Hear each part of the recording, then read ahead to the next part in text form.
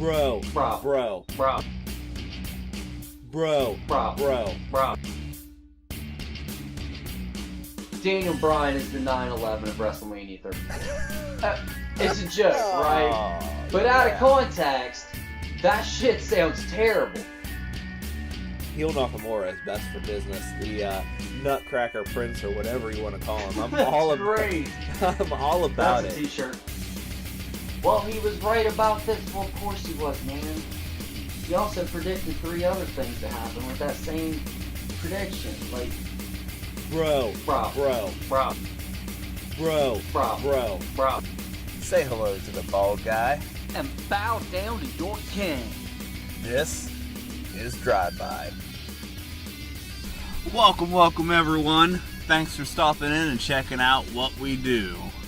I, of course, am Mike Shooter Marcus, and with me today, not as always, for a special guest appearance, Not that special. we went into the woods, we hunted down that motherfucking Bigfoot. Dude, listen. All right, Bigfoot has some pretty dope ass parties, and when you don't feel like partying, nice little chill pad. So don't. Yeah, but Mike and I have been discussing how this was like possibly against your will, but are you saying that like this Bigfoot molestation is kind of okay with you? Well, to just go full bore in and not stay PG. It's actually not rape. It's consensual, and it's a hangout time. It's not actual sexual activity. So, Man, contrary to popular I wish belief Mike was that here Mike right would, now because would he put would have it- clearly just yelled consensual penis in Enzo's voice. Maybe we can get a sound bit on that. I'm gonna work on that. So anyway, little different. It is with me today, the one and only high-fiving motherfucker, AJ Spurgeon. Had a little bit of difference in the recording schedule. I'm hoping to get King of Nerds in on this, but had to split some things up, and hopefully it all works out. I got craziness going on in my life right now. Apparently you do too, and so does the King. So hey, we'll get it put together one way or another, right, AJ? That is big facts. But what would That is what we do. are you? And I figure I'd ask because I do a lot of jumping the gun in here and talking about stuff that maybe you guys have already talked about. But today, Because you don't listen to the show religiously. I am behind. But me and the girlfriend got caught up. We're only 2 back. She's actually 1 back. I'm 2 back. And but she always listens to him on her drive down and shit, so she gets to knock out a bunch of time on there. But if those who don't know, today, i.e. a couple days ago, is our 1-year break off. This week. Yeah, well, it's This week. It's this week. let's see. It would have been Wednesday, so it was the August 1st. first, Was yep. the official Super Kick Party day. Yep. So we would have officially left the high and dry spot It is high and dry. with Right Said Ed, the radiant one himself, What? in the dust. Can we go ahead and just break the fourth wall and like talk about how he follows us on Instagram? Like, why? Why? Because jealousy. Yeah, but I won't listen. If I, and now granted, when this shit started to go down in the first place, I guess we're just gonna. I'm totally breaking your schedule. I do apologize. We had a fallout. Had fallen out. It was really me that had the falling out with him because I let him borrow money and ask for it back like a normal human being. It's a lot. Look, to be 100% honest, we'll leave it at that. But we will eventually do a show that just explains with the 3 of us how that all went down. Maybe we'll do it in the next couple of weeks, since technically Okay, well, the if Nearfall Network is almost a year old. So Well, we'll have to try to get the 3 of us together and do at, that. at But least go ahead. At least say this: the way everything happened and the way everything went down really put us in hindsight and honestly at foresight. Even like we were able to put this behind us, and we really got the best out of this because without doing that with them, I would have never met you. At least not in this capacity. Me and Mike have kept together, and over the years, me and him went to high school together, of course, as most people that follow know. And so I'm grateful to be doing this still on this platform, even though it's a lot of me listening and just kind of keeping up and talking about it with you guys as much as work as you guys put in. But I wouldn't rather be doing anybody else. So that's facts. I agree, my man. I agree. It's been an awesome ride, and this is kind of breaking the fourth wall too. And we'll get into this in the maybe in that special show I'm talking about. But it's been amazing. It's been like a year longer, almost a year longer than we were even associated the three of us together with the fourth at the high spot. And there hasn't been one single argument. No, not. That's the thing is like everything we've done has been compromised on what we can do to accommodate somebody else's schedule. You guys have busted your ass, especially you putting this together. I mean, you bringing Mike in, I think, was honestly a low key one of the best things we've done together here. And 100%. You know what I mean? And it's done something that it puts you in a position to where it's hosting it and co-hosting at the same time, because it's obviously it was your show to begin with, but putting you guys as personalities together, I think was awesome. So. Hey, Mike already said he's riding my coattails to the end, and I'm okay with that.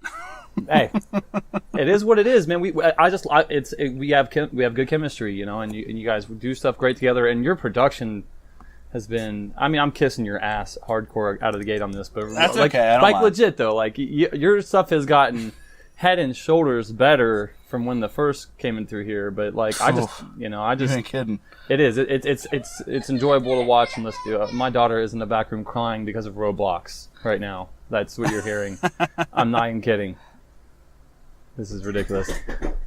Okay, and we'll turn it off. It's okay. I'm gonna turn it off.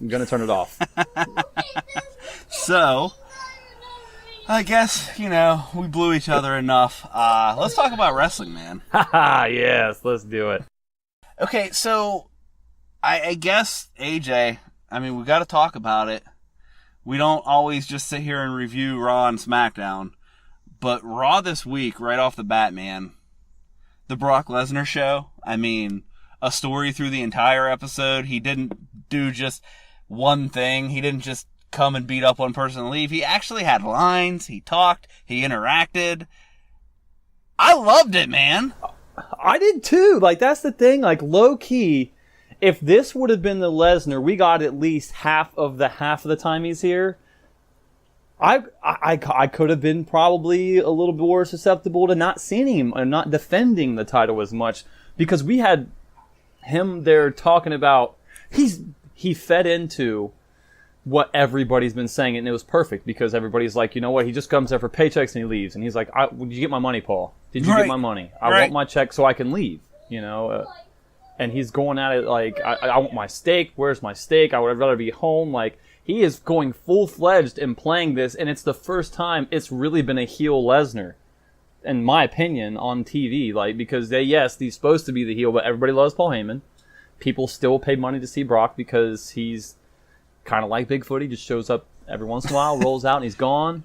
Well, and that's it. If it says anything, man, his segments from Monday Night Raw on WWE's YouTube have over 1 million views already. So, I mean, believe it or not, guys, Brock Lesnar is a frickin' draw. I mean, he gets eyeballs on the product, and that's what they want. But this, man, people, we don't generally, but I mean, we have our moments, but the IWC overall, the amount of shit that WWE gets for people not liking this, not liking that, and then no one wants to praise them or give them the proper praise when they do something right. And this whole segment throughout Monday night was just spot on, and the key points that they had Lesnar hit, it was, hey, look, he's a bad guy. He doesn't care about you. He only cares about money. He doesn't want to be here. He literally said, I don't watch the show.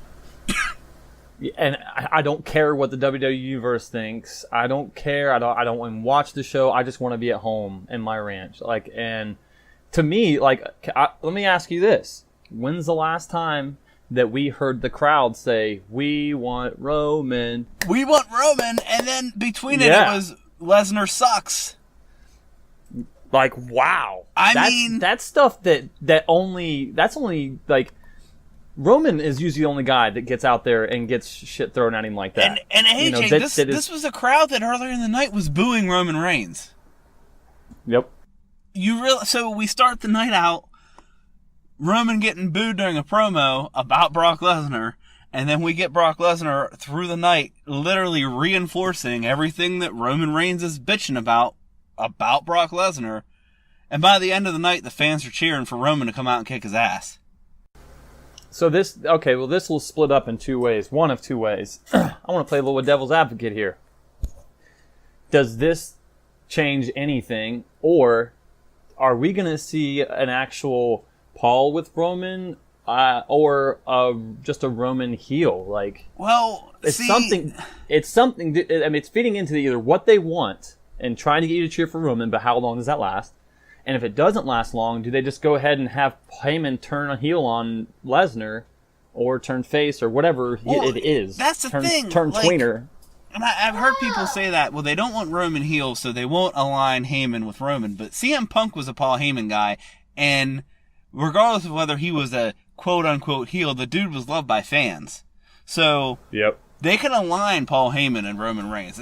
I have all these ideas in my head of what I want to go down, man, but this is basically this is what I like really see the two choices that I would be okay with. I mean, because again, we saw, Lesnar F5's Kurt Angle out of nowhere and then puts his hands on Heyman.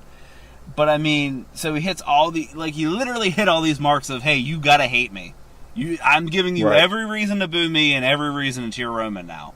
Plus the fact that I will be off your television without this title. Like, let's get this done.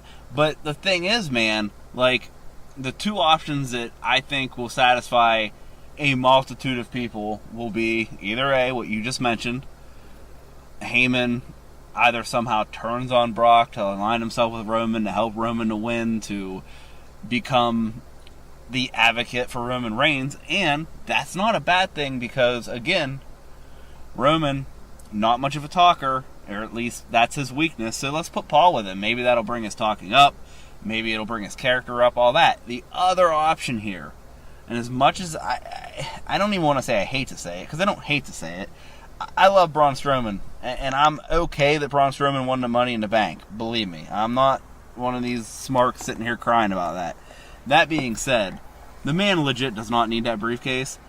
If KO No, not at would all. somehow finagle his way to win this briefcase, and then after maybe Roman, I don't know, maybe Roman wins so he can get the win off of Lesnar.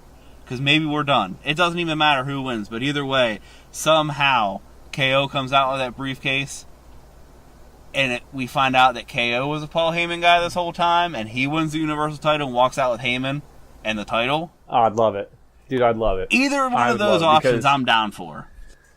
Yeah, because what we have to, the reality here is most people that aren't avid WWE fans that are are like us that love to talk about it constantly.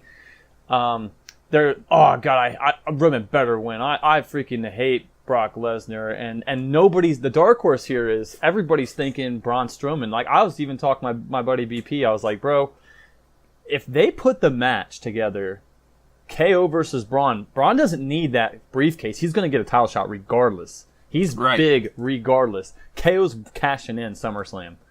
Like I feel like that they put that shit down, he wins. If he doesn't cash in SummerSlam, it's still nice to have a heel have the fucking have the briefcase because the heels always, I don't know, it just always does better with the heel, and what better heel to have it on than Kevin Owens? Like, dude's got a great mouthpiece. Does he need Paul Heyman? Not one bit, and that's why the move is good. Because Right. people aren't going to be like, well, Roman needs Paul Heyman. He can't talk, and and that's that's- why they had kept him away. Yeah. But put KO with him, oh my god, that's going to be fun to watch for 6 months at least. And again, and that was the other argument I heard. Well, KO doesn't need him because he can talk. Yeah, well, CM Punk could talk. Right. So you have Roman as the equivalent to Brock Lesnar, who isn't a strong talker but can go in the ring. And then you have KO, who is equivalent of CM Punk, who can do it all. And they both worked as Paul Heyman guys, so I don't see why either one of these would be a bad choice. I think both of them would be an excellent choice. Well, and the thing is, it's going to be one of those are going to happen, because let's face it, Paul Heyman basically just told it. I feel like it's foreshadowing. He's like, I still want to work with you in some capacity. I still want to be with you. He was kissing ass to keep his job because he played it off well. Like, Brock's not coming out. Like, I know he's not. And then you could tell when he came out how he was good at, Paul's just good. You know, he was good at fluffing back up to Brock when we all knew damn well after he got F5, he was going after Heyman. Whether it was putting his hands on him, scaring the shit out of him, or doing the same thing, it was going to happen. And to me, I just feel like it's one of the two. KO's going to win that shit, and he's going to have Paul Heyman with him to keep Paul Heyman around because Brock's going to be gone for a little bit. Or he turns and helps Roman, and Roman's going to be a Paul Heyman guy, which I think is a win-win. Either way. Yeah, either way. And then I guess the other option is Braun cashes in, which I'm okay with, but then there's two other options out here that we're not even touching. That is, none of this happens and Roman just wins and he's a champ. There's no alignment with Paul Heyman. There's no cash-in. Or, here's the big one, Brock Lesnar wins clean and he's still Universal Champ. And then Braun, I feel like the only way that they do this is because Braun's going to cash in that night. I feel like after SummerSlam, and I haven't looked at the dates and seen if Braun's scheduled for anything, but let's just be honest. The Greatest Royal Rumble where Braun beating him like he did, we have another one coming up after Evolution, or is it before? After Evolution, we have the one in Down Under.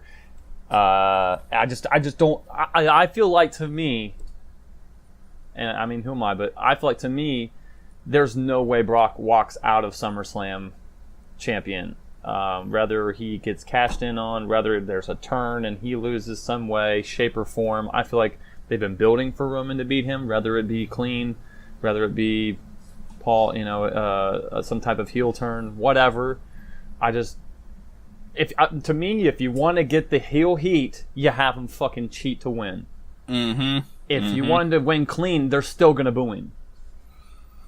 Yep. And that's why I think Paul Heyman is very, very important at this stage. Yep. It's exciting to be able to be, because me, you, and Mike we're Roman guys. We don't care. We like Roman Reigns. It's nothing against him. It's the booking and the way that he's looked at for said booking, because it's not his fault. No. But he does what he can, and he busts his ass, and he's there all the time. How can you knock this guy? Like, he does so much. He's there all the time. Yeah, the booking sucks. We'll take that. But the fact of the matter is, I'm okay with Roman being Universal Champion, but I'm tired of him getting booed. I want them to get it right so he gets an earned boo. If he's going to get the heel heat, okay, so be it. Let him do some fucking heel shit. If not, let him fucking get cheered. But we know Roman wins clean, and they don't get what they want with Brock or Paul lining, which is what they say they don't want. But we know that's what they want. Then they're gonna fucking boo him, and it's just not fair. Like, Roman's a good dude. Yep, I agree. Well, something else that happened this week, AJ. Man, Mike's gonna be sad he missed this part. The return of the Queen. Yeah. Charlotte Flair is back, and fans on the internet aren't sure how to react to the fact that we finally got, Becky Lynch in a title match for, like, if you pay attention to the internet, it's like the first time ever, but, Right. She was the first SmackDown Women's Champion, but, like, hasn't done much since she lost that belt. I'll give it to you. But she's back. She's in the title picture. It looks like things are aligning for her. People are so happy they don't even care that Asuka hasn't won this belt yet. They're just happy Becky Lynch is there. And here comes Charlotte, who everybody loves, but now she's put in this match, and people were kind of having, I guess, lukewarm reactions to this, where I'm going to be honest with you, man. Like, I wouldn't be surprised to see Asuka added to this, and even if she isn't, I think I like the idea of Charlotte and Becky and Carmella all in a match together a lot more than a one-on-one match with either Becky and Carmella or Charlotte and Carmella. Right. Well, the thing is, too, with that, like you said with Asuka, I mean, really, they picked a good time. In my opinion, I think it's well placed. You have Becky going in there. Yes, he's earned it and done that, but I feel like with the women's tag team coming on, this could align something for that, A. B, could be Charlotte turning heel. C, could be Becky turning heel. But I think one of them That would be a goes mistake. an angle on that. No, she's too loved. But let's. The reason I was bringing those up though, Charlotte is such a good heel, and I love her to death. As she can be a face, she can be whatever, and I don't care. But I prefer Charlotte as a heel. She's so good at it on the mic. She wrecks people, but I just don't know if they want her as a top heel right now. I really think that they're like pushing Carmella a lot. So, And We'll see. I totally agree with what you're saying, and I agree. Charlotte is better as a heel. She's a good babyface, but she's a great heel. And she's an exceptional heel. when I say it would be a mistake to turn Becky Lynch, in my opinion, turning Becky Lynch heel would be like turning Daniel Bryan heel or Johnny Gargano heel. Like, it wouldn't work. Right. You know, you look on They the other love side. him. Yeah, They you look love on the those other guys. side, you look at Raw, and you got Sasha and Bailey. And, you know, wherever that story is eventually going to go, I'm sure that it's eventually going to lead to one of them turning. When we thought that was going to happen a lot sooner, you know, fans were back and forth. Wow. Like, well, Sasha's the better heel, but Bailey's never been a heel. Bailey turning heel wouldn't hurt her because her character's dead in the water. Becky Lynch is like Yeah. a white meat, like, bread and butter babyface right now, man. There's absolutely the worst thing they could do is turn her heel. I would rather her stay a babyface and Carmella keep this title if that's what's going to keep Becky as a babyface. Does that make sense? Right. No, it does. I mean, and the thing with... Well, the thing that brings up to me is, like, they flash over to Becky when Charlotte wins. It wasn't clapping and happy. She's, like, put her head down like, God damn it, I just lost this title match, pretty much. And Becky's been... I won't even say stale as much as they're just... I feel like on SmackDown they're trying to get everybody involved, all the women involved. They've let them take their turns. You know, they had Peyton Royce and What's-Her-Face was kind of came back in and they allowed Carmella to cash in. You know, then they had this little thing with Asuka. There's the share with Naomi and then Charlotte before them. And it's a way to me, like, I'm okay with the way they've been running on the women's on SmackDown. Don't have any complaints at all. Just the way they kind of I guess the things that they were putting their focus on, where you see Becky back there, and usually Becky's the one like, fuck it, you know what? Good for her. That's my friend. I'm proud of her. It puts a little bit ease to the side, and I feel like they always do that for a reason. Now, whether it be for Becky turning or not, I think they plant seeds to make you think Becky does, and maybe Charlotte Right. ends up doing it instead. It's a red herring. but- and I think... Yep. that was the focus. Like, let's focus on her. She's obviously not happy, but it's all going to come down to the fact that Becky Lynch is still a babyface. She still has those tendencies. So if the And match she's a plays good out, babyface too. What's that? No, I'm sorry. I thought you were finishing. I was saying, and Becky's a good babyface. Like Right. that's the thing. Like you Right. said with DB, when they tried to put him in the Wyatt family, it lasted a week. You know, and they're Right, like, right. yeah, let's go back. And that's the thing. Like, you take the little things they show, and this is something that WWE does very well.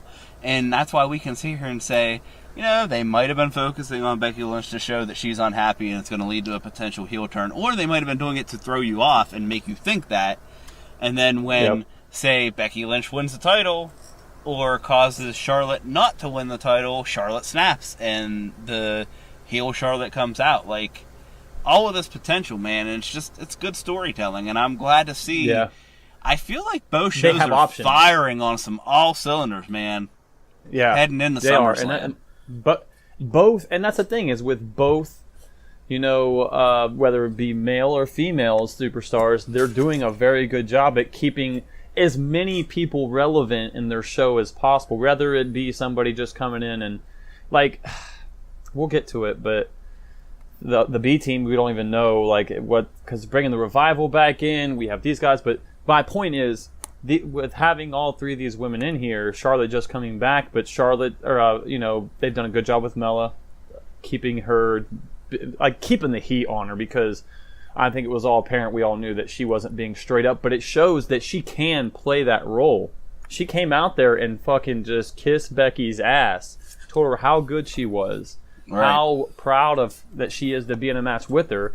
And we knew it was coming, but it was nice to see a different layer of Carmella, because we haven't seen that. Because even when she was a babyface as a manager with Enzo and Cass, she was cocky, she was arrogant, she was basically Enzo as a woman. Right. So we've never really seen that side of her. So seeing that is good. I like that they're giving that time to those women that can play both sides, that can act, that can make you think like maybe not. So as a play to that, it's just I like to see a little bit of diversity between what the characters have capabilities of doing. Yep, and Carmella, I think, she's not, and she gets heat from fans for not being, a ring general, but it takes all kinds, and that's kind of what I try to get through to people. You gotta give it time, man. Carmella overall is fantastic. She's so much fun to watch. She's only recently became a wrestler. She was a manager forever. Right. There was is a really good little stuff with focus her. on her wrestling, and she's, I think, leaps and bounds ahead of where she was when she came in, and she's a strong heel champion, and I like that. Now, she can lose this title. It's a nod to Alexa Bliss, really. What's that? Same thing. Yeah, it's a nod to Alexa Bliss, because this shit came really in. They was not preparing for this. Yes, and I mean, they took what they had and they worked with it, and I think both these women. I think Bliss is on a different level than Carmella right now. But for sure. That's for sure. just proof that Carmella can get there too.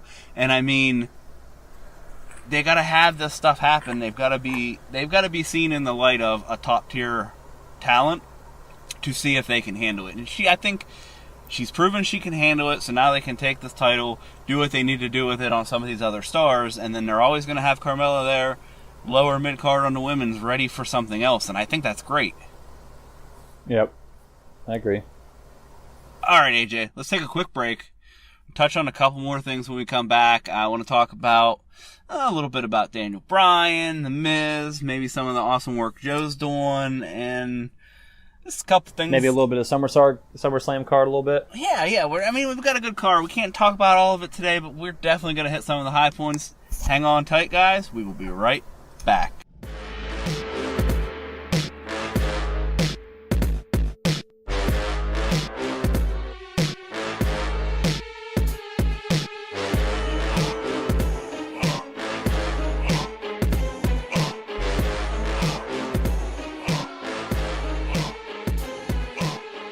Welcome back, everyone. AJ, in your opinion, yes, sir.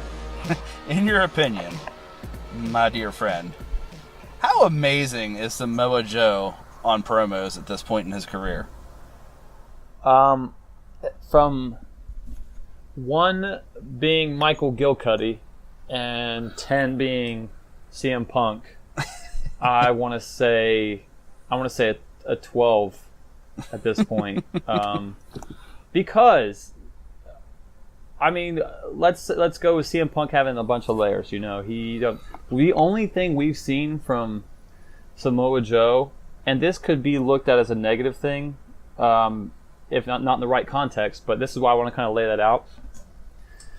The only thing we've seen from Samoa Joe is heel, and we know he's been, he was at TNA. He did his stuff there, but let's not give anybody besides him, Bobby Roode and AJ Styles, a lot of credit from TNA, because even Drew McIntyre. But anyway, not the point. Guys like there come over need still a lot of work on the mic at least, because they don't have like the writers that and they don't have the experience that they had in WWE coming in. Their guys, their experience there as opposed to experience in TNA. He has gotten from a really good heel to an amazing heel just by putting in his work here. He's already been a ring general. He's already good at that. He's getting better, if that can be done. He's in the, mid-30s, and he's still getting better as a wrestler. But his mic work is insanely good. We were talking about this with our MVPs in the chat, and I like to play a little devil's advocate in a lot of things, and I did to Jim, Mr. Best. about not necessarily throwing the nod at Samoa Joe, but fact of it is, man, I don't think there's a better guy on the mic as a heel cutting promos than Samoa Joe right now. Like, dude he puts it in there, like he bleeds, sweats, and just everything to be a heel. And if he is the guy to take the title from AJ Styles, we're in good hands. That's for sure. I agree. Is he that guy, though? You think they pull that trigger? Because, I mean... I don't know. If there is a time, it's SummerSlam. But if they don't, I will not be upset because AJ's just really that good right now. He has another guy that I mentioned, TNA, coming over. He's done New Japan, Ring of Honor. He's done all that shit. Not saying... And I don't say shit as in shitty, just shit as in, just a verb. But we know what you really meant, AJ. But my point is there anything better than AJ Styles right now? I mean, yeah, Seth Rollins, he's doing his thing, but AJ's been running as a champ. All right, the only thing I want to compare is say, is there anything right now as a champion? Is there a better champion than Seth Rollins in the past 5 years, or than AJ Styles in the past 5 years? Nope. There's not. And I mean, and because even Seth Rollins doing his thing, they were down. The ratings were down. They didn't have the guys around him right now to let him go out and because what hurts you as a champion is if you're the only good thing going on. Because if you're a heel and you're the only good thing going on, and they don't like the dastardly heel cunning, fucking cheating and cowardly acts you do, it doesn't come off well. Even though Seth was amazing at it, but there's nothing else good going on. So when they highlight you and you're the only thing, and most fans don't like heels. Now we're starting to come to an age where that's changing, but as a face champion or a heel, I don't care either one right now. In the last 5 years, and I would have to go through some shit and look, but I don't even want to do that. My point is, right now, AJ Styles is on fire. No, yeah, to take the belt off of him, it'd be hard to do, but. And that's why, that's part of the reason I question, and I mentioned before on probably another episode that you didn't listen to, when speaking with Mike, that while I think Joe could do it and is the right guy to do it, or could be the right guy to do it, let me say that. We got the video game coming out in October. AJ's the cover star. He is the champion. I'd find it hard to believe he doesn't have that strap when that game comes out. That being said, if they wanted to do something shocking, then, Joe could win it at SummerSlam, and AJ could win it back in... he could win it on a SmackDown if they needed to get it back on him before the game came out. Shit, they could do whatever they want. They write the damn show. So that's how he won it back from Jinder, was on a fucking SmackDown show. So, it's definitely going to happen. Exactly. So, it's not out of the question. I could even, I wouldn't even mind seeing, and this is just me fantasy booking, but, Joe win in such a fashion that AJ is quote-unquote on the shelf for a couple weeks. Let this build so we just don't get to the night after SummerSlam and he gets his rematch and wins it back. You get what I'm saying? Let Joe carry that strap around for 2, 3, 4 weeks, maybe put a few more people on their back for a 1, 2, 3, or choke a few more people out, and then AJ comes back and says, hey, I need my rematch and I need it now, and he wins it back. And then maybe we continue this feud, a few more matches. I don't think anyone will complain about that either. You could carry this to Royal Rumble, really. You really, really could. There's stuff in between, and the way they book with Lesnar and whatnot, they could not put AJ's not the guy that's going to be doing shit like that, at least for a few more years. You could throw that back and forth, or even no contest like they did with Shinsuke. You could do things so many different ways to keep the belt or keep them going. And that's the thing, people talk all the shit they want about the AJ Shinsuke. First couple, it wasn't what they thought, but the Nakamura heel turn has been amazing for his main roster career, let's be honest. And the fact is, by the end of their program, their matches just kept getting better and better and better. Yeah. That final match they had, fantastic. it's just the homers that they're just like, don't know who Shinsuke really is. They only know him from this program.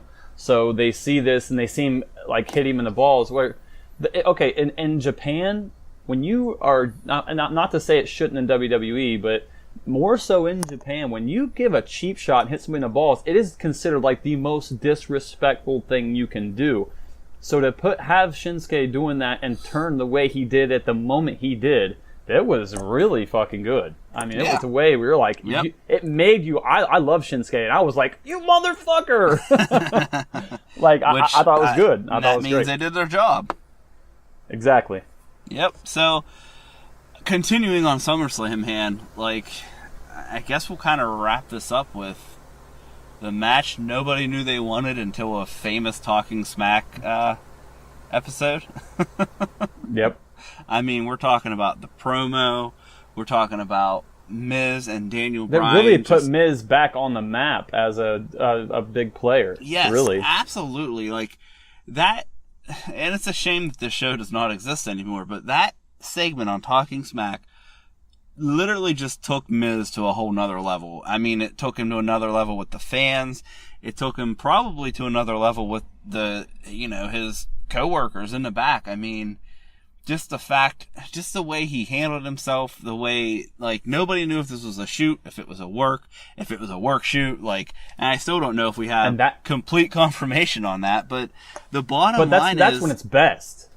It was a match that we didn't know we were even going to get, but we all wanted once that was set up, and now we're going to get it, man, and I might be more excited for this match than anything on the card just because of the potential for the build, this potential build has for been down going on the road. for 2 years. Yeah. Yeah, dude. This has been building since they first went back to do, like, right when they switched when they did the branding split.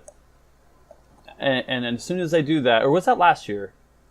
That was 2 years ago. Am I going too far back? I thought so. Okay, and they're building this up as something that we were all like, dude, if he ever does, this is going to be a great rivalry. And then it just kind of went away because Miz took off and Daniel Bryan was the general manager or whatever, or unable to whatever compete. his role is. What?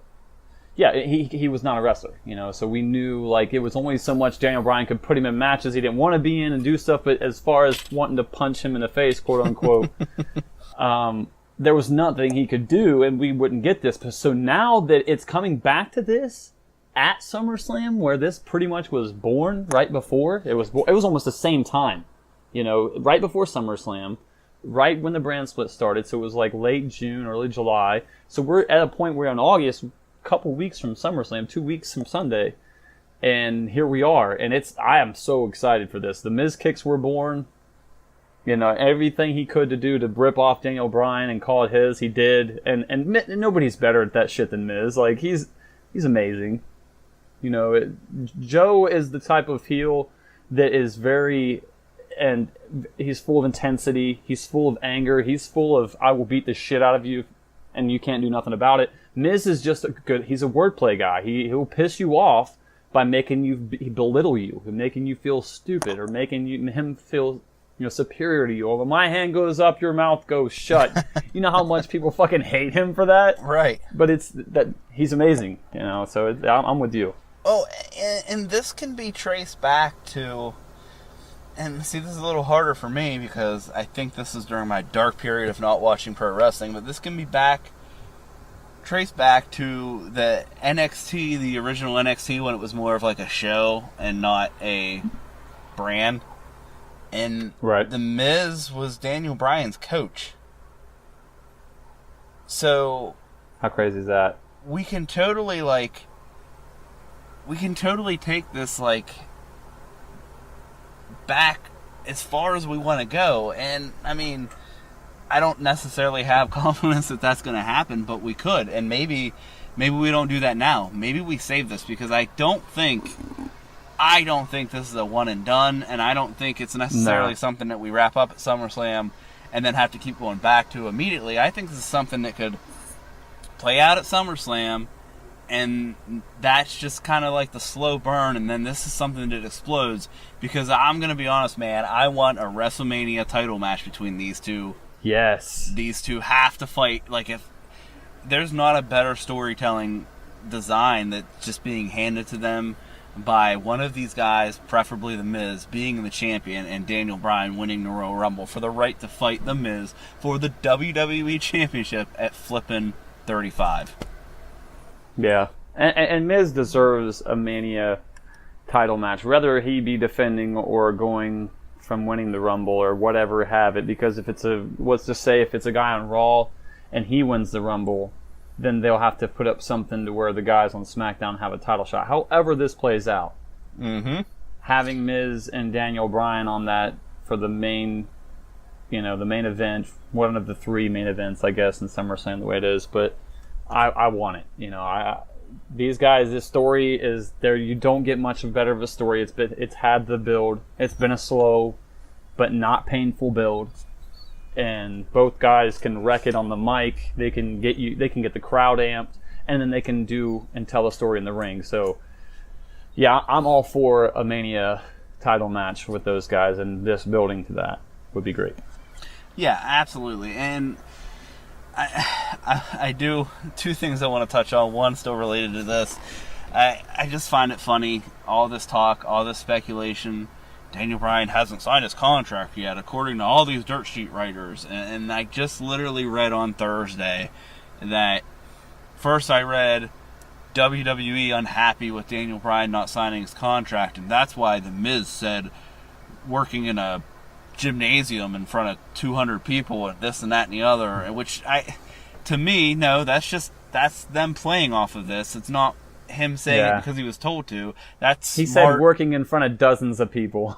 that's smart. Like, that's smart writing. And the other thing is, then I see a little bit later on Thursday afternoon, I see another story where they're saying, oh, well, it looks like WWE is starting to give in some of Daniel Bryan's contract ones because he's working a lighter schedule and they're pulling him off of house shows and giving him less dates. And I just sit here and laugh. It's like, this dude probably signed his contract 2 damn months ago. And these stupid marks, just because Dave fucking Meltzer can't give them a straight one-on-one answer of yes or no. I mean, about a month and a half ago, maybe about 4 weeks ago, there was a report from Fightful that said he signed. And everybody was like, no, that's not true. And the guy was like, look, I'm sticking by my source. He's never let me down. And because Dave Meltzer hasn't said it's true, no one believes it. And I'm sitting here like, look, they just signed a $1 billion deal with Fox, another $1 billion deal with USA. They're gunning for the Bucks and Omega. They're trying to get all the big talent they can. There is no way in hell they let this dude walk. So if he says, look, I want $2 million for the next 3 years, and I want to work this many dates, they're going to give it to him. Well, let's just face facts. He doesn't have. He doesn't really have a lot of leverage because he's married. He has a kid now. His wife stays at home and doesn't wrestle now. And does a reality show that he also gets a paycheck for from that company. Yep. Like, and this is the safest place he's going to be. His wife is not going to be like, do what you want. She's like, look, you got your dream. This is the only place you're going to be able to do this dream at, though. This is not like you're a new free agent and you're not sought after, because he is sought after. But when it comes to being safe, there is no better place for him to be at right now than WWE. Yeah, I agree 100%, and we've talked about this, and it makes no sense. Let's compare, okay? He might have a performance contract at, if not 7 figures, probably close to 7 figures. And then he's probably got a 6-figure contract for the reality show, and a 6-figure contract for the other reality show that his wife is on both of. Yep. I don't care. His merch sales in fucking WWE are probably huge. What's that? His merch sales have to be one of the top 5. And that's the thing. I'm going to spoil this for you, all you little marks out there, or you smarks, I should say. I don't care what he does. He's not making that money elsewhere. No.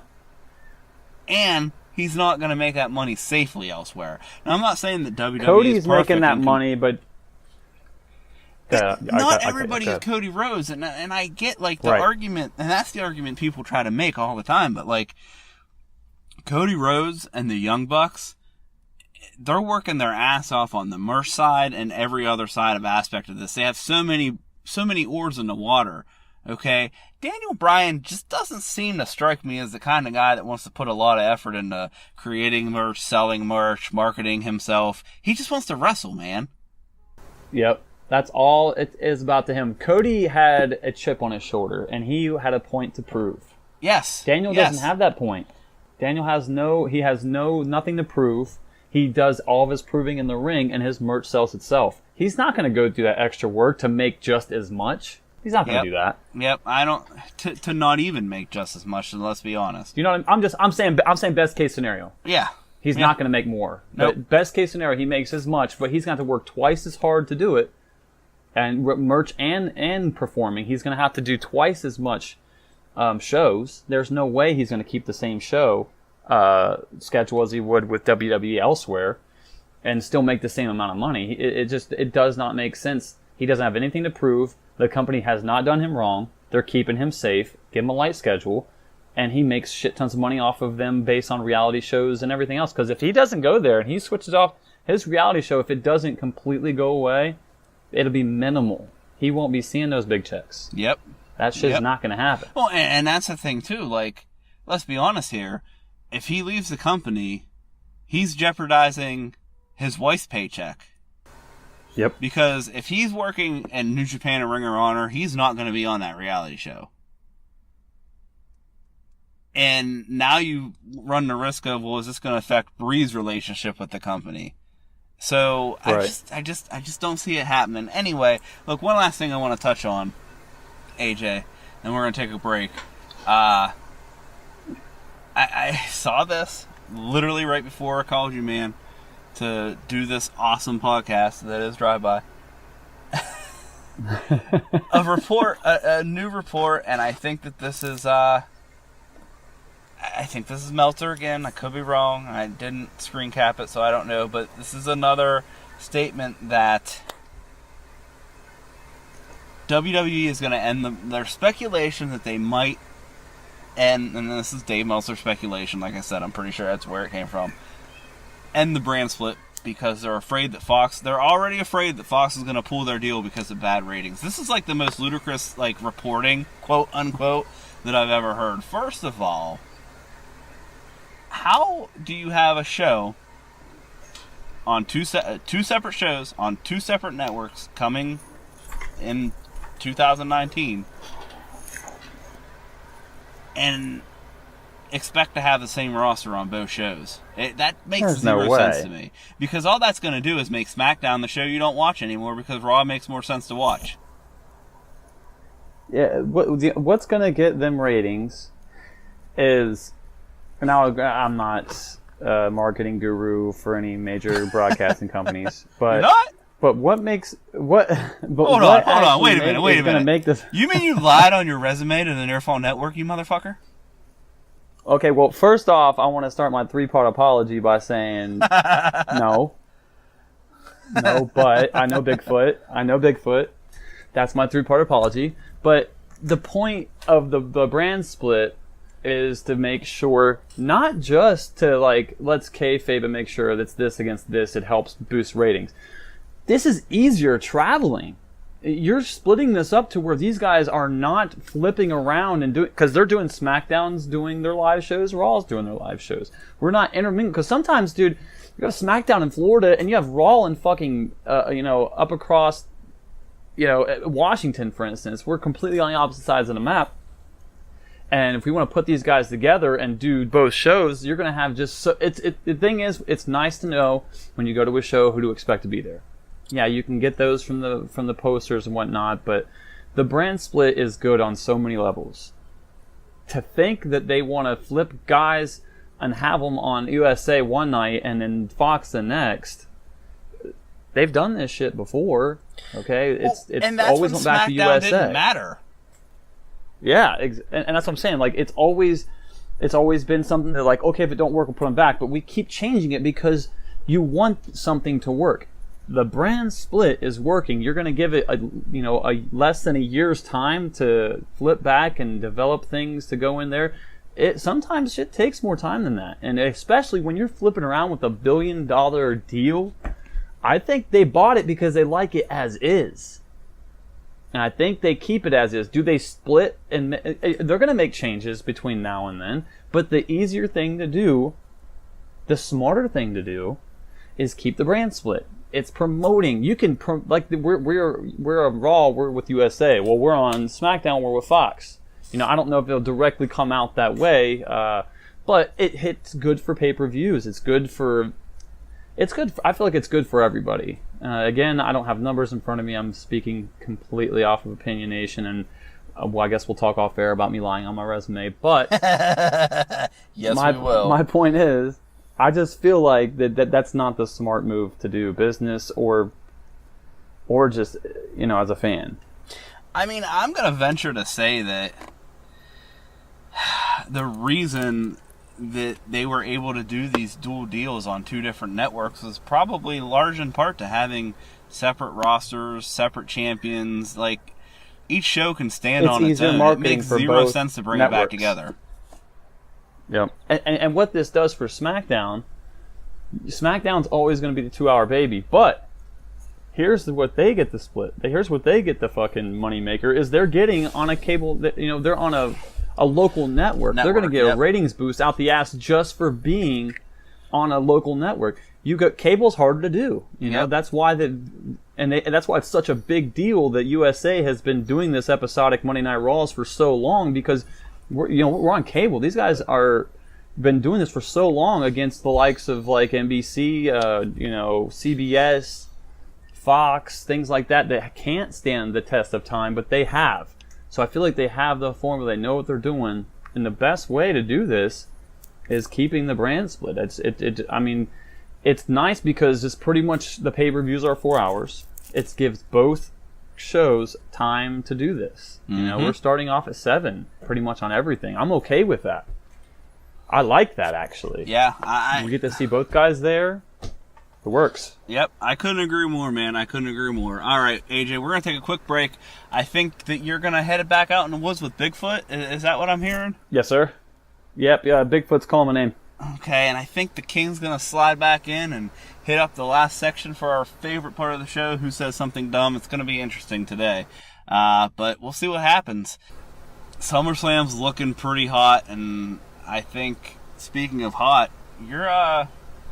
your boy Bigfoot's calling for you. He wants you back in the woods. Yeah, it's smelling like it. I can usually when it gets about within a quarter mile, I can smell him. We did discuss this, and that was a fact. Well, I know that I could just say it's lucky, because the definition of lucky is when preparedness and opportunity meets. So I guess I'm about to prepare to get the Bigfoot meet. Always dropping knowledge. Thanks so much for joining me, AJ.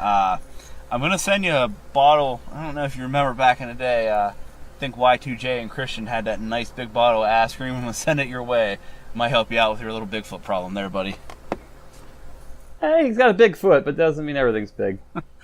All right, and that about sums it up. Guys, hang tight. We will be right back.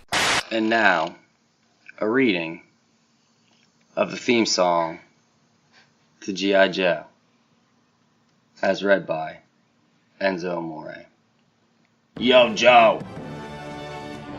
They'll fight for freedom wherever there's trouble. How you doing? G.I. Joe is there. G.I. Joe, a real American hero. G.I. Joe is there. It's G.I. Joe against Cobra and Destro. Fighting to save the day. How you doing? He never gives up. He's always there. Fight for freedom over the land of the air. G.I. Joe, a real American hero. G.I. Joe was there. G.I. Joe is the code name for America's daring, highly trained Special Mission Force. Its purpose, to defend human freedom against Cobra, a ruthless terrorist organization determined to rule the world. He never gives up. He'll stay till the fight's won. G.I. Joe will dare. G.I. Joe, a real American freaking hero. G.I. Joe, how you doing?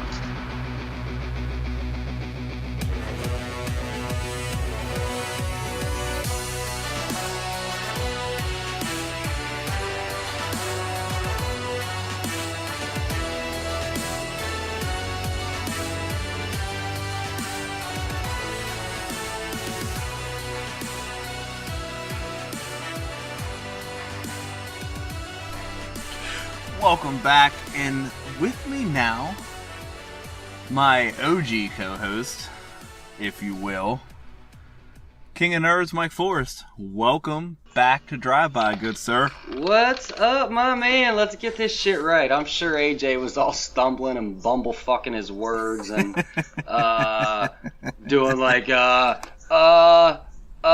know, Seth Rollins, he's fighting Dolph Ziggler, but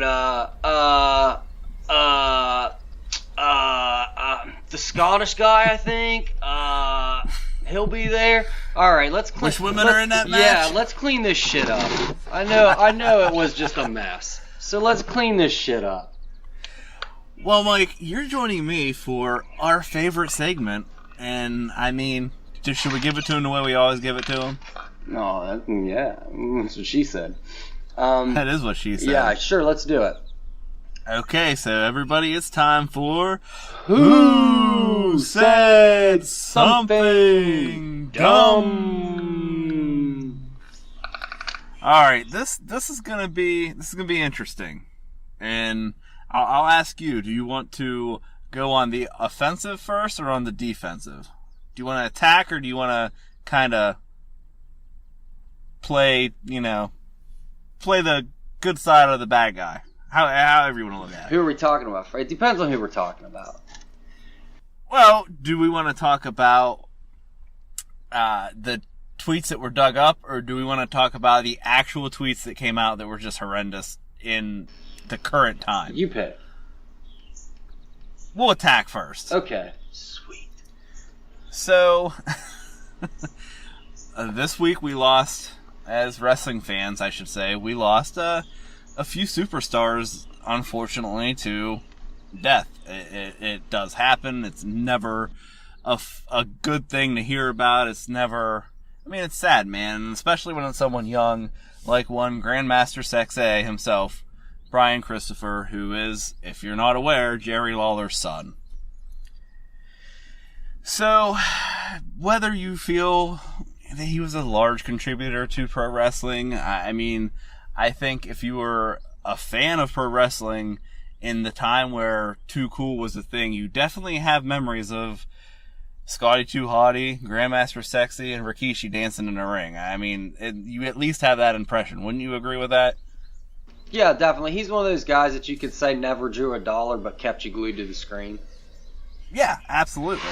If that makes sense, and I don't mean that in any disrespect. There's lots of guys that never drew a dollar and were awesome. Right. I don't mean that in any disrespect, but he was the guy that kept you there in between commercials. And that, I think, takes a lot of skill.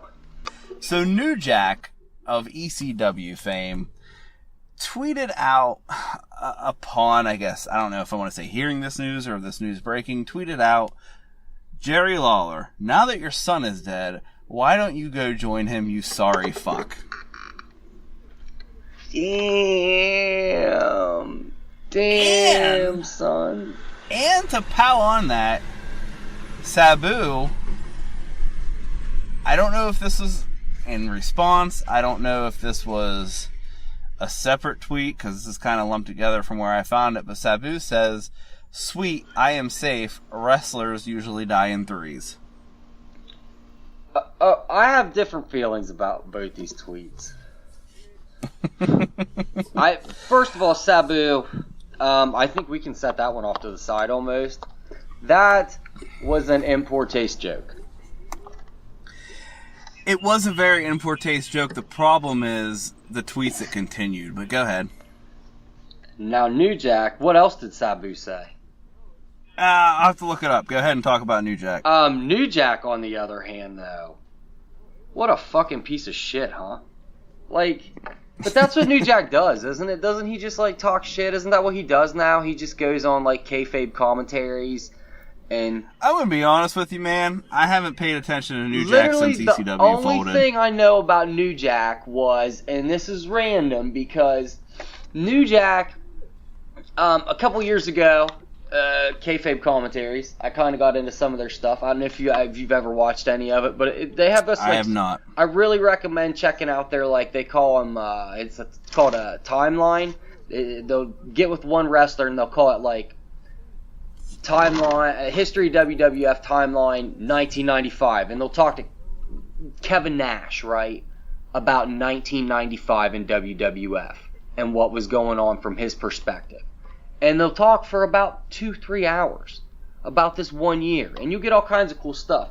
So in the midst of watching this, I got caught up in some Kevin Nash kayfabe commentary interviews, just because he's like the best shoot interview ever. And they asked him about New Jack, and basically New Jack came on there one time and was like, just started talking shit about Kevin Nash and about how terrible of a human he was and all this awful shit he did and how he ignored him one time so he tells the story. New Jack tells the story about being at this convention and going up to Nash and being like, you don't know who I am, do you? And Nash was like, yeah, you're New Jack. We met at so-and-so. And New Jack was like, wrong, we've never met. You're a fucking liar. Or some weird shit like that, right? So they asked Nash about it. And Nash basically was like, I was at a convention and this dude was staring at me for like an hour. And finally I walked over and was like, we got some kind of problem? And he was like, you don't know who I am, do you? And I was like, you're New Jack. And he was like, yeah, and turned around and walked away.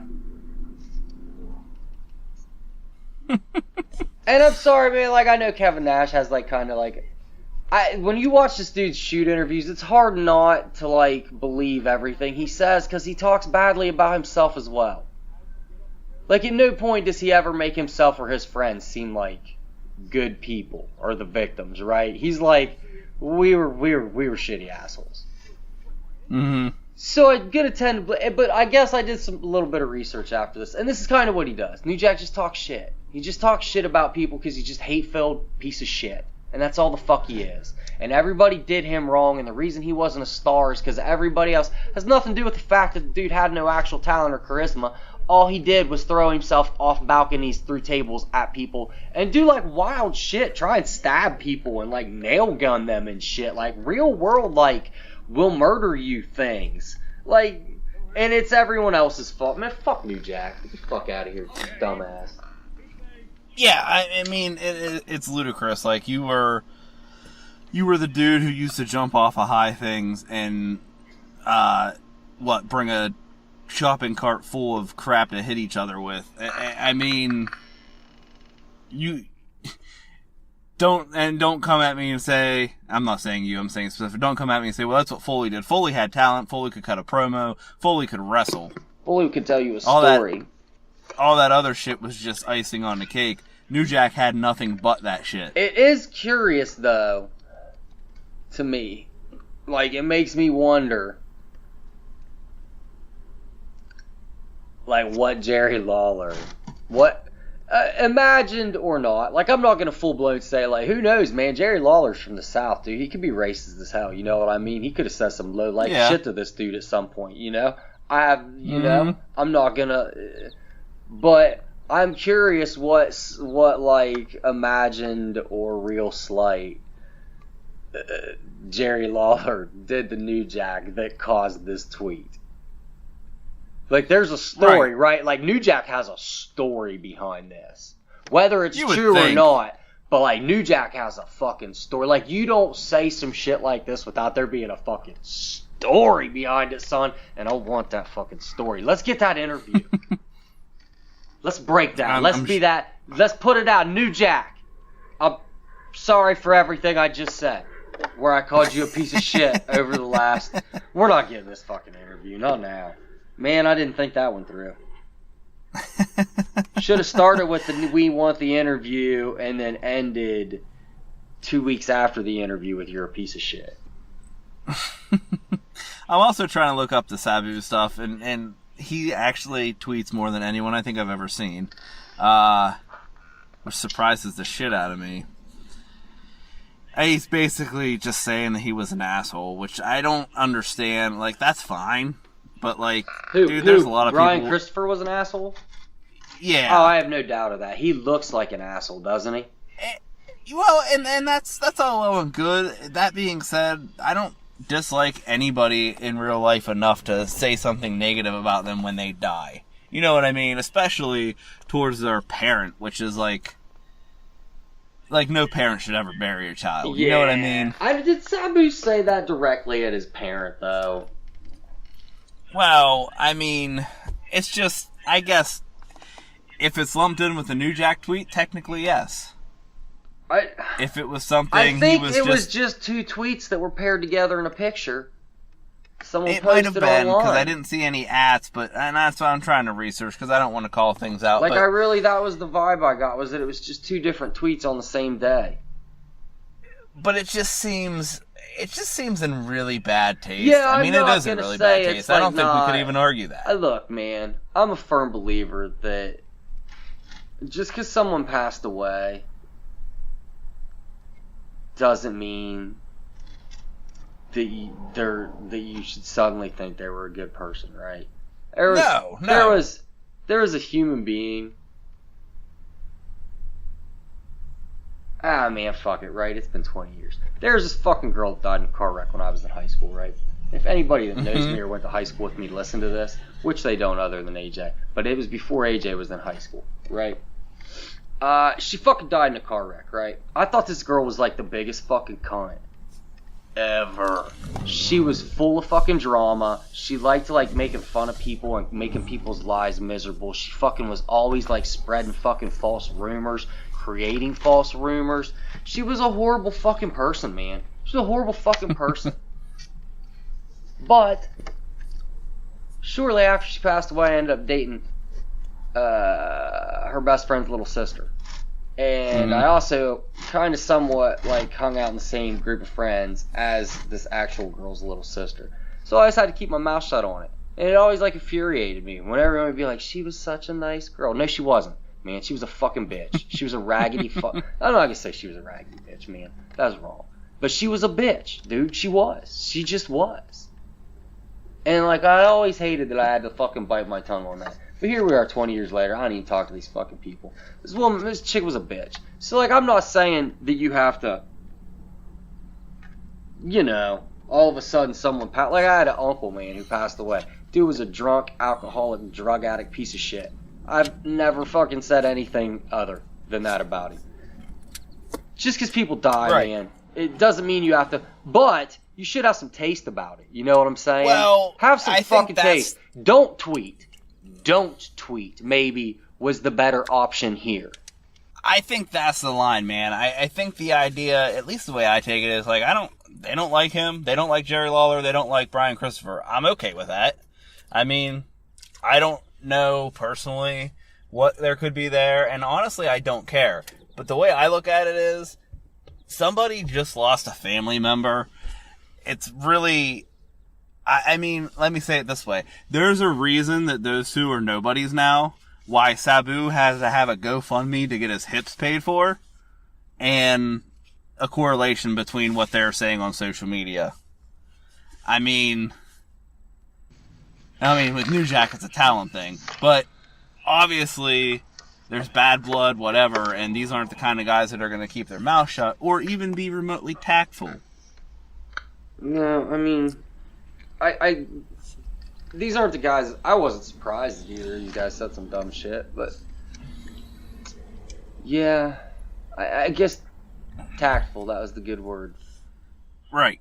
They're just like, you just could have not said anything. You could have even just been like, I don't know, man. I get it. Like, I don't get it, I guess. Like, I want to know what someone has to do to make you hate them so bad that in death you have to be like, Yeah, that motherfucker died. Good. Yeah. Like, Yep. there's no one in my life that I dislike Nope. enough that I could be like, man, I'm glad that motherfucker died. I'm with you on that, my man. A lot of people I don't necessarily like. No one to that level. That's some hate that controls your life. I think they need a meeting with maybe Jinder Mahal, and he could teach them how to Shanti, and calm down. I mean, something. That's some next level hate, man. It really is. It really is. It really is. Well, especially, Mike, when we're living in a very weird, awkward time when it comes to social media and things that people put on social media, which actually takes us to the next part of this conversation.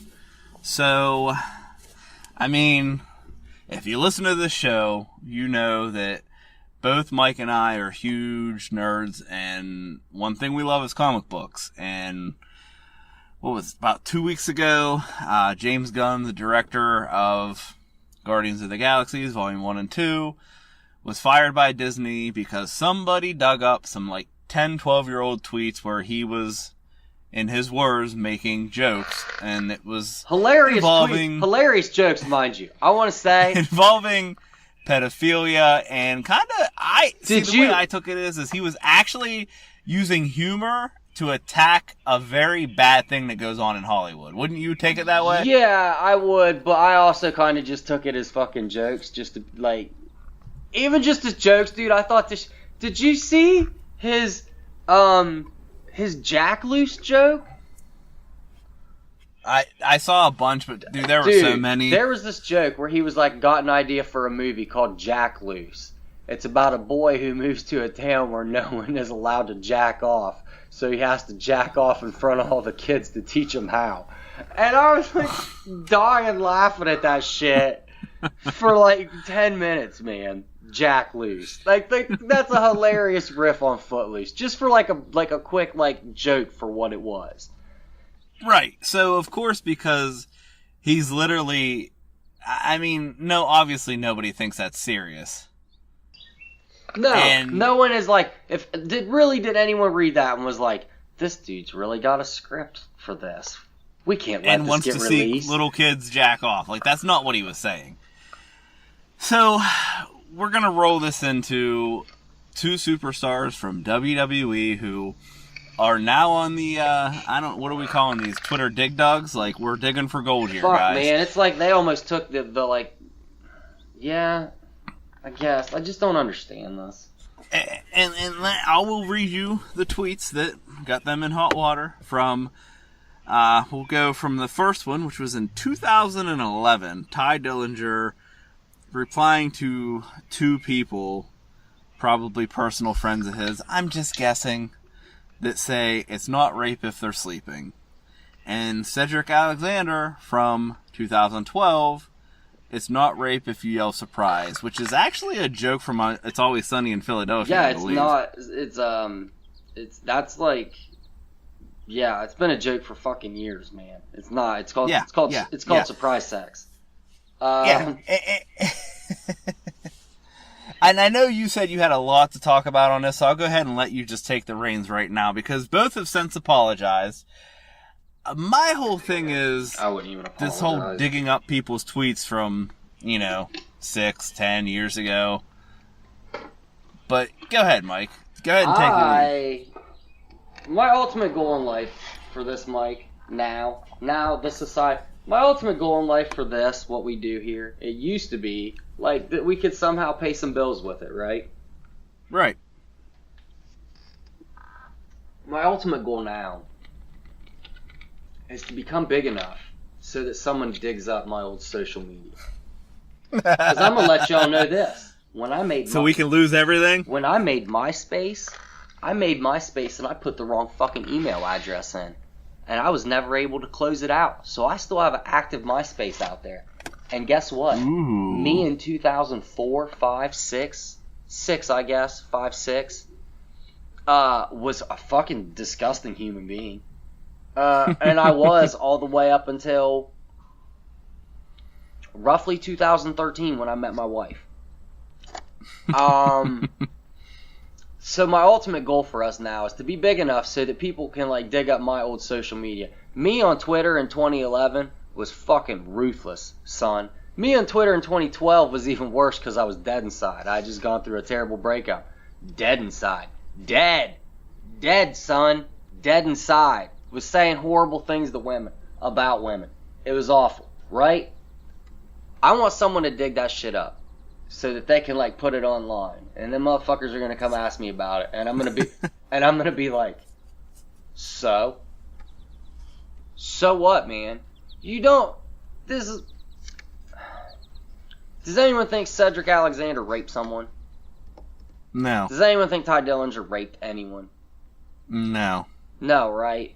Like, get the fuck out of here, man. Like, 10 years ago, you could make rape jokes. 10 years ago, rape jokes were, like, hilarious. They were fucking everywhere.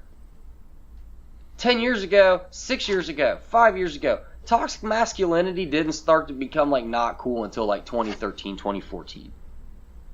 This is a recent thing, people. Like, let's quit acting like toxic masculinity wasn't applauded from, like, I mean, fucking forever. We had that brief period in the 90s there where it was like grunge and like being like a little pussy was like cool. But then, by the end of the 2000s, we got right back to Limp Bizkit breaking stuff, trying to get the nookie. Toxic masculinity was what sold records. Toxic masculinity was what made The Rock a fucking movie star. Because guess what? He came from the dirtiest period of wrestling. Toxic masculinity was in vogue. Like, you can't just, like, make something. This would be like coming at us now and being like, you motherfuckers wore Jenko jeans. You should be ridiculed for it. Well, right. Fuck, man. The motherfuckers before that were wearing fucking spandex. The motherfuckers before that were wearing bell bottoms. Why are we not crucifying fucking everyone? Like, get the fuck out of here, man. Like, well, and that's like, the thing. Like, for one, one, like, you can make jokes in your youth and think things are funny. That, like, I'll be honest with you, I got a fucking repertoire of rape and dead baby jokes and raping dead baby jokes. Like, just, it's what it is, man. I was in the army, man. Dead baby jokes in the army are fucking currency. If you got a dead baby joke in the army that a motherfucker ain't heard yet, you can get whatever you want for it. You could, like, get your dick sucked for it. Literally. It'd be by another dude, so depending on how you feel about that, like, you know. But, like, you could probably also get, like, a Powerade and a pack of smokes. Okay? So, like, that option is there as well. Just saying. Depending on how lonely you've been. So there are places where, like, horrible jokes. I'll be honest, when the James Gunn shit happened, I'm in a group on Facebook. It's a little, like, nerd thing. And I was defending him. I was like, look, man, like, here's the thing. Even if you don't find what he said funny, or what Ty Dillinger and Cedric Alexander said funny, you don't get to dictate what is comedy to someone else. bro, that's my thing. Humor is subjective. And here's the and it's subjective, and I personally don't find who's the big girl comedian? Bigger. Melissa McCarthy, right? Yes. I don't particularly find her funny. Right. When she's being clean. When she's allowed to be full-blown dirty, I think she's hilarious. That's maybe not a good thing. Amy Schumer. Wow, man, I wish I didn't have to keep coming up with women. You know, I said Amy Schumer was because I thought of Melissa McCarthy, and I was like, no, man, I think she's funny when she's allowed to be herself. Amy Schumer, I don't think is funny. And she's like the male Dane Cook to me. I just don't think they're funny, right? Right. But I would never be like, this isn't comedy. It makes people laugh. Right. Okay, it's funny. It's like ICP. I think they make shitty music, but like it's music. People enjoy it. Clearly, there's some value to it. And you just don't get to dictate, like, what is fucking comedy. You don't get to dictate what other people laugh at. Quit trying to tell me what to laugh at. My sense of humor is fucked up. Obviously, if anyone listens to this show, the numerous times I've made mention of autoerotic asphyxiation alone should allow you to know, which, P.S., if you're going to hang yourself while masturbating, let someone know so they can come check on you. Don't die like David Carradine. We lost a great people. Like, don't let that be a lesson. So, obviously, I like fucked up shit. And it's not cool for you to tell me I can't like fucked up shit. And it's not cool for you to tell me that for making jokes like this, I'm a fucking pedophile, right? It's not cool. Right. That's not cool, man. That's not cool. That's especially not cool. Like, that's even, like, less cool than saying this isn't funny. Like, now you see, and that's the other thing people are putting on this guy. They're calling him a fucking pedophile. I got called a pedophile for liking this. I got told something terrible must have happened to me in childhood. Guess what? My childhood was fucking tits McAllister. It was awesome, man. I was like an only child for a really long time. I got like everything I wanted. Like, I was super happy. Like, everyone fucking adored me and loved me. I was the center of attention.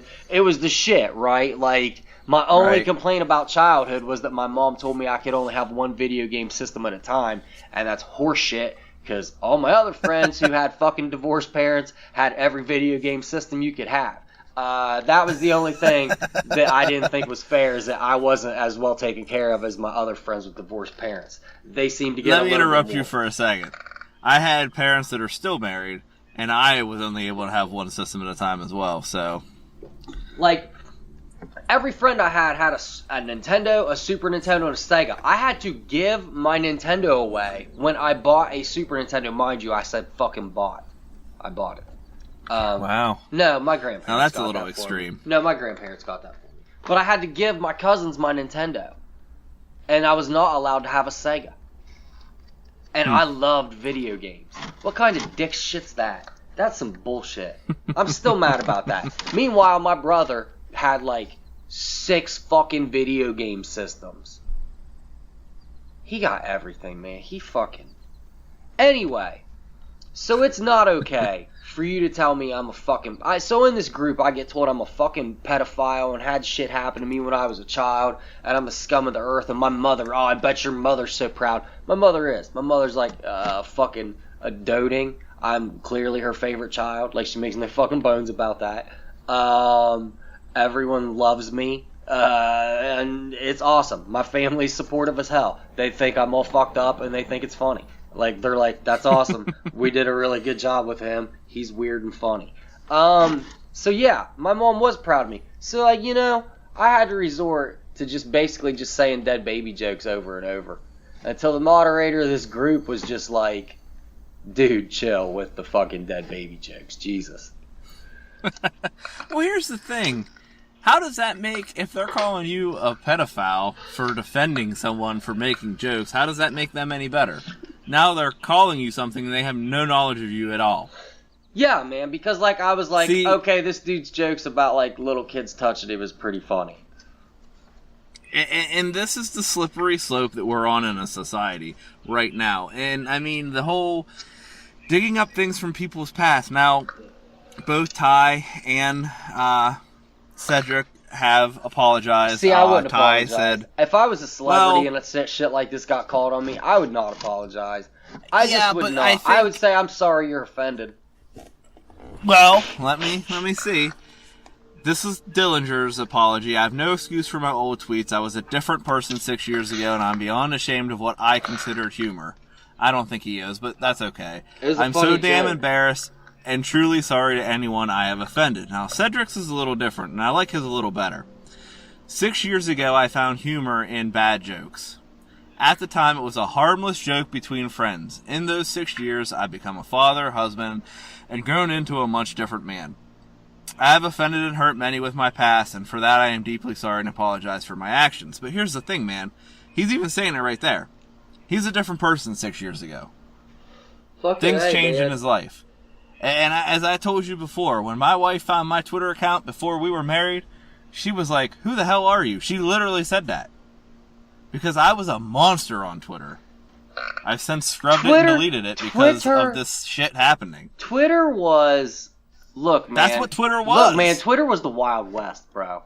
Yes. Twitter in 2010. Let's talk about Twitter in 2010, right? In 2011.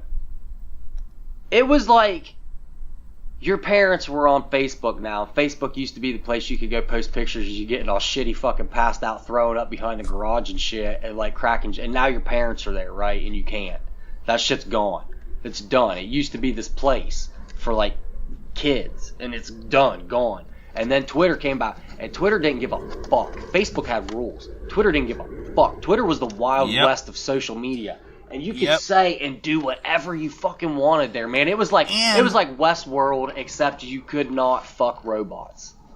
And let's be honest, the more offensive, the more, what's the word I'm looking for? Dude. The more outlandish you were, the more followers you got, the more retweets you got, everything. Dude, I had a buddy that was almost like the point of it. I had a buddy used to call it weird internet. He'd be like, I'm getting those weird internet followers, man. He's like, you guys start getting... Yes, and the more outrageous and random and weird shit that you could say, and the weirdest... if you could get weird followers, also, like, it wasn't so much about celebrities, it was about weird celebrities. If you could get, like, the dude that swallowed swords on America's Got Talent, Giorgio T. Tsoukalos from Ancient Aliens, and a male porn star to follow you, you were like, fuck yeah, I've made it. Yeah, man. Yeah, like it was weird. Twitter was like insane, and you're right, man. The weirder and more like crazy shit you said, people just ate it up, and everybody should not be demonized for that, man. I agree, and like I said, it was a different time.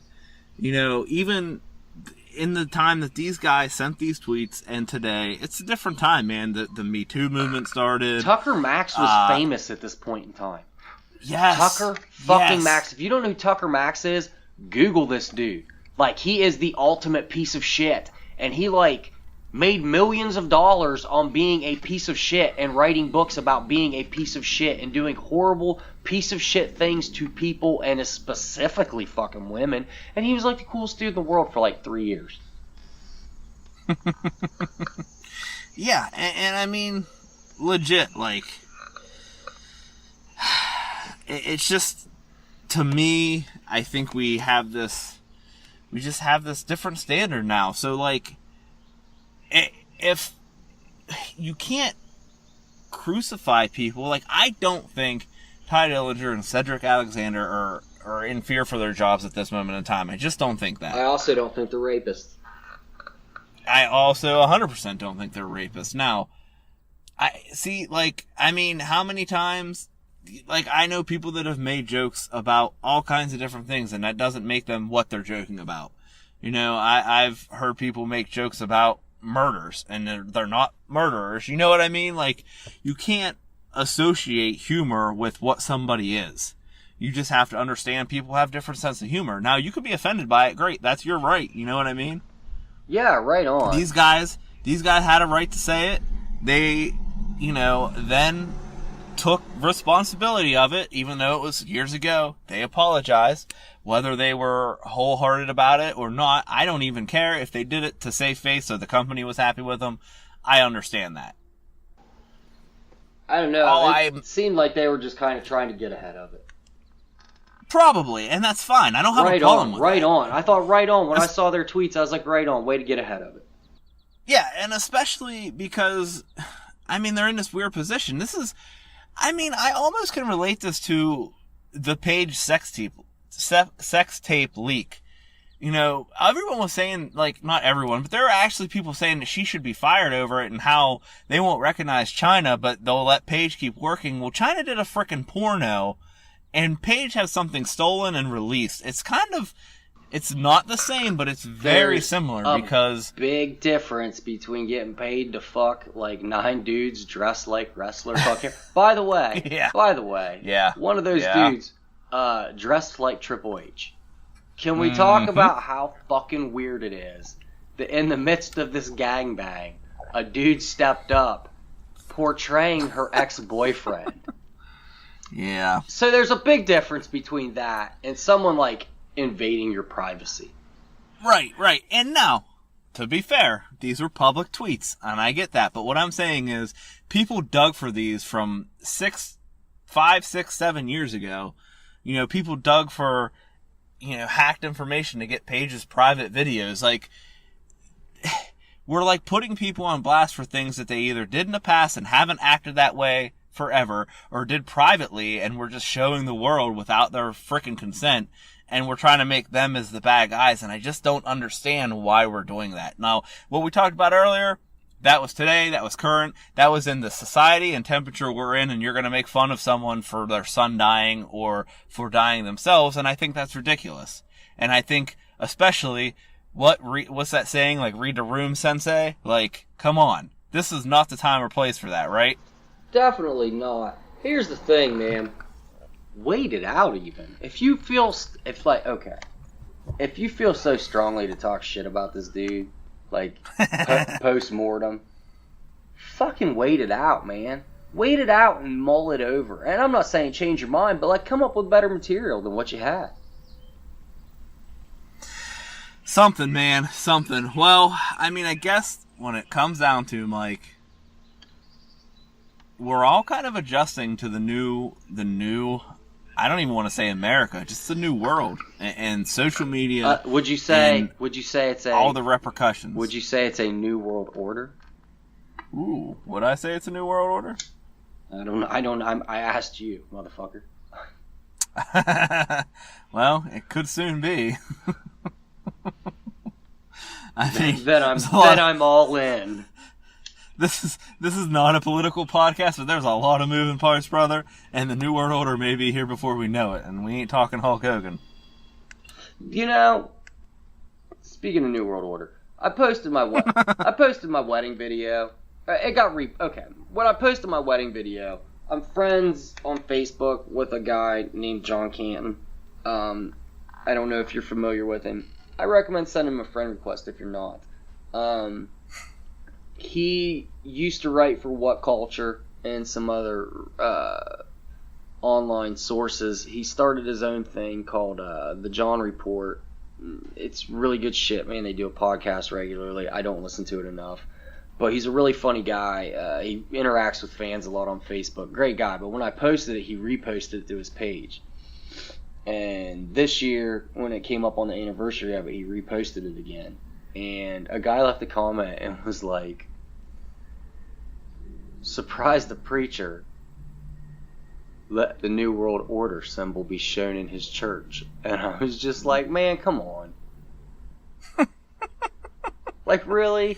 Like, I get it, man. Like, I grew up in church. Like, when the NWO was the first became a thing, my mom was, like, sketchy as hell about it, right? Very, very churchy family I come from. I know everyone's, like, a little shocked right now because I am horrible. But, just because I got, like, a weird sense of humor and I curse incessantly, please don't take that to think that I'm not, like, a God-fearing, like, hardworking human being outside of here. But with that said, so, like, I was just like, dude, man, really? Like, really? Like, chill, dude. The preacher's the one that hit play on the YouTube video, man. Like, calm down. So, yeah, let's not get into that. Yeah, anyway. Oh, that's a whole different topic for a show that we'll probably never actually do. Yeah, that's what I'm saying. We will literally never, ever do. Ever. That's something I don't ever completely want to talk off the rails. about politics ever. Ever, no, ever, it's ever. Just, ever. It's really, really, really, really just not worth it. But man, I like I said, I think just to wrap it up, man, we just got to figure out how we live in this new social media world and what's right, what's wrong. But best thing is you got to take temperature of the room and let's stop digging up things that are 5-10 years old and just remember that not everybody's the same person they were then. And they shouldn't be held accountable. Look, I'm not going to say you shouldn't be held accountable for things you did 6 years ago, because, like, if you kill someone, you should definitely be held accountable for that, you know what I mean? Like, but, like, making an off-color joke, like, you shouldn't be held accountable. Yeah, there's a big like, difference. unless you full-blown, like, I can't defend you saying the N-word, right? Right. That's it. That's about it, right? If you say the N-word, I can't defend you. Like, you fucked up. Like, idiot. But pretty much anything outside of that, like, man, it's a joke. Chill. I agree. Well, Mike, thanks for coming back on to our show. This is a little special split-up edition. We had to do a little bit of different things with recording because we all had so much shit going on this week, but it was great to get to talk to each of you, get different perspectives, a little bit of current product, a little bit of just current social times, man. Yeah, did you guys talk a little SummerSlam on here? A little SummerSlam. You'll have to check it out. I think you will enjoy it. Look forward to hearing that. Yes. But other than that, man, you got anything else you want to tell these people that's not related to a show that I'm not going to do? Oh, no. Actually, I don't, because it's related to 2 shows that you're definitely doing. One, Shooting at the Mothership. Comprehensive review. WCW Saturday Night, home of the Mothership, here on TBS at 6:05 p.m. Eastern Standard Time, baby, with our own shooter and its sister show, Feeling the Burn. In-depth dissection. WWF/E, Sunday Night Heat, featuring our very own shooter. Both shows coming soon. Yep. Well, keep your eyes peeled for that, folks. I'm sure it'll show up anytime. Confirmation, you heard it. It's going to show up anytime. Anytime. Guys, by the way, I will be playing WWE 2K18 on PS4 tonight. There you go. If anyone wants to join in, that's not going to matter because you're going to hear this show tomorrow. You're totally right on that. So, guess there'll be SOL. Yeah, because I'm taking it back to Redbox tomorrow. Oh, there you go. Alright, guys. Hey, I say it every week. It's been real. It's been fun. We will catch you next time. You guys are beautiful. We love you. Have a great week. Thanks for nothing. You're dismissed. Bye-bye.